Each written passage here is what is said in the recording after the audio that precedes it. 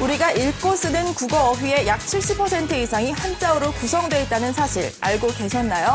우리가 사용하는 언어의 의미를 정확히 구사하고 이해하기 위해서라도 한자 교육은 꼭 필요한 학문 중에 하나입니다. 21세기형 리더 육성을 위한 필수 항목으로 떠오르고 있는 한자 교육에 대해 알아보시죠.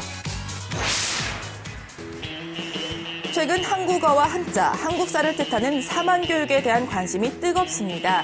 그중에서도 한자 교육의 경우 그 열기가 대단한데요. 우리말과 교과서 용어의 상당한 부분이 한자어로 이루어졌기 때문입니다. 이곳에선 한자를 읽고 쓰는 암기와 더불어서 인성교육과 한자 학습까지 함께 이루어지고 있는데요. 사자수학이라고 해서 우리가 가정에서 기본적으로 알아야 되는, 또 아이들이 커가면서 꼭 필요로 하는 인성의 기초가 될 만한 그 내용을 가지고 지금 설명을 하고 있습니다. 그 옛날 학문을 익히는 서당에 입문을 하게 되면 제일 먼저 배우는 기초학습서가 바로 사자수학입니다. 효, 재, 충신 등 사람의 도리와 수신의 절차가 기록되어 있는 책인데요.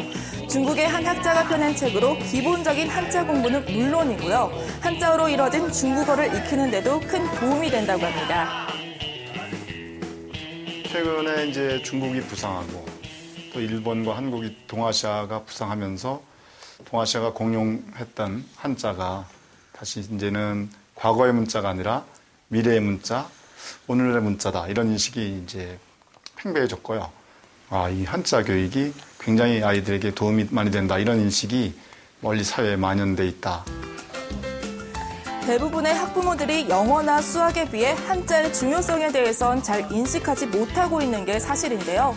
하지만 이 한자 학습을 통해 다른 교과에서도 큰 효과를 볼 수 있습니다. 제가 중2급이거든요. 근데 중2급 해당 글자가 2000자니까 2000자 정도 할 수 있는 것 같아요. 국사 배울 때도 친구들이 어렵다 그러는데 저는 막 딱히 용어 때문에 어려워한 적이 없어요. 한자가 딱 한자 덕분에 대충 뭔 말인지를 알아서.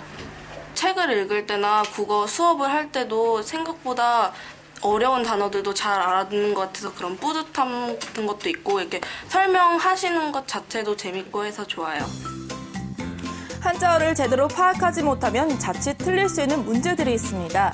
실제 초등학교 4학년의 과학 문제 중 하나인데요. 한자어인 증발의 의미를 잘 모르고 있었다면 꽤 오랜 시간이 걸렸겠죠. 수학에서도 마찬가지입니다. 삼각형, 원주 등 대부분의 개념이 한자로 표현돼 있고 한자어로 된 문장도 심심찮게 발견됩니다. 한자라는 것이 사실 수천 년을 이어서 내려온 우리의 문화이고 우리의 숨결인데 그 안에 들어가는 열쇠가 바로 한자가 되고 한자를 통한 학습이 되는 겁니다.